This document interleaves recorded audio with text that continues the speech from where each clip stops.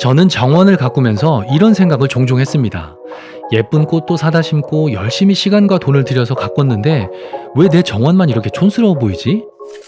여러분들 중에도 혹시 저와 같은 고민을 하고 계신가요? 만약 그렇다면 아마도 오늘 말씀드릴 잘못된 식재 방법 4가지 중에 하나를 했기 때문일 수도 있습니다. 안녕하세요. 소라의 정원입니다.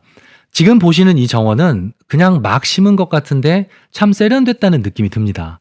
반면 내 정원은 정돈도 잘 되어 있는 것 같은데 왜 별로 안 예쁘고 심지어 지루하다고 느껴지는 걸까요? 이유는 바로 이 4가지 잘못된 식재 방법으로 식재를 했기 때문인데요. 이 4가지 식재 방법만 피해도 여러분의 정원이 한껏 더 예뻐질 수 있습니다. 자, 그래서 지금부터 그 4가지 실수란 과연 어떤 것들인지 저와 함께 살펴보시죠. 그리고 더불어서 그렇다면 어떻게 식재를 해야 정원이 조화롭고 세련돼 보이는지 그 노하우도 알려드릴 테니까요. 영상 끝까지 시청해주세요. 첫 번째 실수는 바로 완벽한 좌우 대칭에 대한 집착입니다. 물론 좌우 대칭이 돼서 아름다운 유럽의 베르사유 궁전의 정원이 있기도 하지만 우리 집은 대저택이나 궁전이 아니잖아요.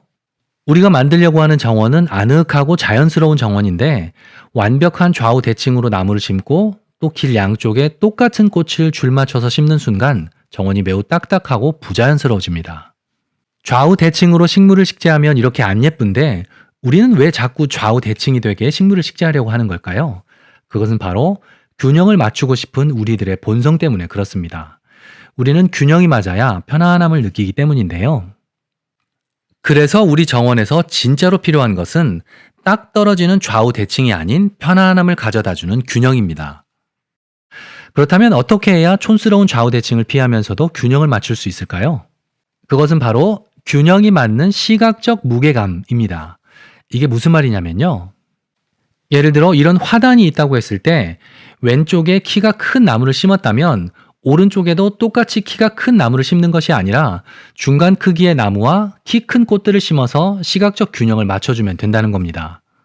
대문을 따라서 집 현관문까지 직선 길이 나 있다면 식물을 똑같이 심지 말고 그 좌우로 질감도 다르고 색도 다른 다양한 꽃과 나무를 섞어 심어서 양쪽의 크기나 무게감이 균형을 이루도록 심어주면 됩니다.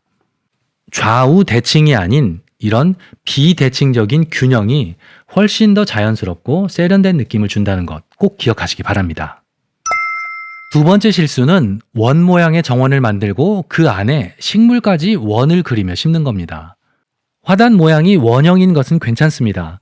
하지만 그 안에 식물까지 중심점을 향해서 뱅글뱅글 원을 그리면서 배치하면 시선이 가운데로만 고정돼서 굉장히 인위적입니다. 원형 화단에 큰 나무를 심을 때는 정중앙에 심지 마시고 중앙을 비켜서 심는 것이 좋고 큰 나무만 한 그루 심는 것보다는 작은 관목도 군데군데 심어주는 것이 좋습니다. 또 식물 배치는 절대 원을 그리며 심지 마시기 바랍니다. 세 번째 실수는 식물을 열을 세워서 식재하는 것입니다. 물론 식물을 열을 세워서 심어도 좋은 경우가 있기는 한데요. 이런 경우는 그 목적이 경계나 울타리일 때뿐이고 대부분의 경우 일렬로 식재를 하면 정원이 아니라 마치 배추밭이나 옥수수밭이 될 수도 있으니까요. 무조건 피해야 합니다.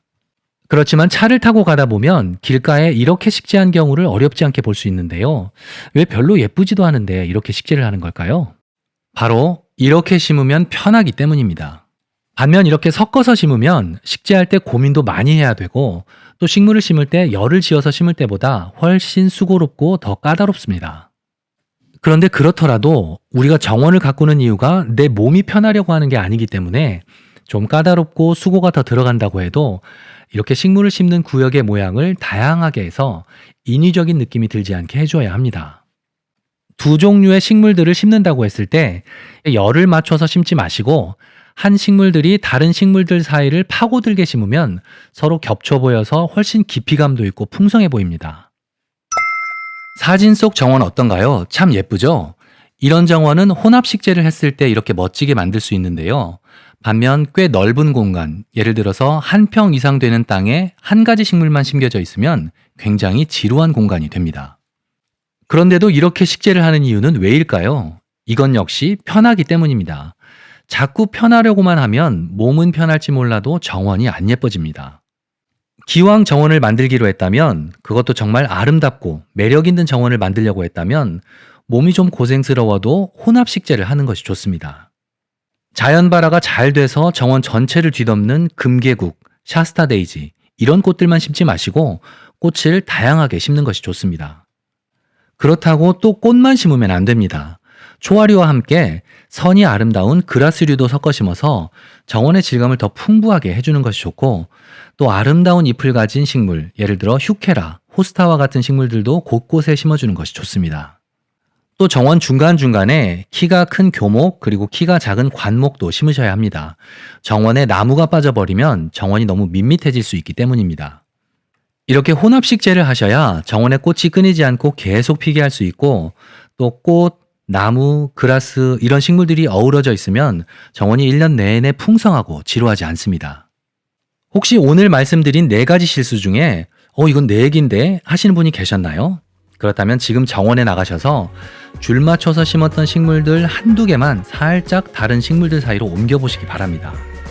그 작은 변화가 여러분의 정원을 훨씬 더 자연스럽고 세련되게 만들어줄 겁니다.